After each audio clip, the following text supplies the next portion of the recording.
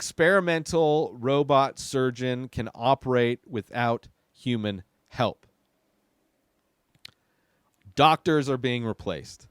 Oh, doctors are like surgeons. Now, because they're probably going to be more robots, probably be more accurate. Humans, there's so many ways in which humans can be horrible at doing whatever they do. Even if they are experts in it, it just takes like a weird traumatic event for people to, one, lapse in judgment, for people to make mistakes. Human error is, we are not good at doing the same thing exactly right all the time. Like it takes a long time to get to a place where you're even mildly good at doing it without creating a lot of errors. But compared to a robot, compared to like especially AI that's constantly being developed to perfect every small aspect of thing, hopefully, right? Because what robots add to is lower overhead.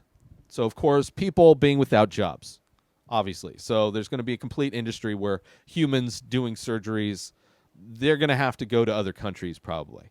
Like developed countries are probably going to have this.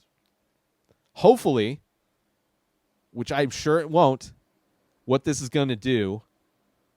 probably going to do, is going to maximize the profits of the people who run hospitals. So I would imagine that this is going to cut costs dramatically on so many levels. Liability, just it will be able to work. They won't have to take breaks. You can run these things constantly and just perform surgery after surgery. But I would imagine that's not going to reduce the cost of the surgeries, especially in America. It should. It should, especially if they're better and more accurate and more prevalent. Should be way cheaper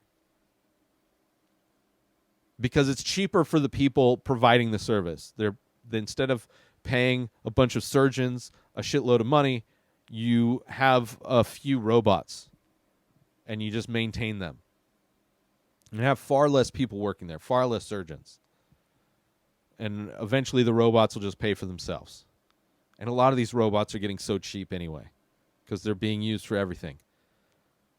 So it's just going to be a way for people who are invested in hospitals. I don't know how financially hospitals work. I don't know the business model of hospitals, but it should lower prices.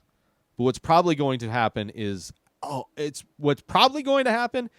prices are going to go up because they're going to sell it as a premium service where the time goes down. They're able to process more people, but the time in which I'm sure the surgeries will be faster.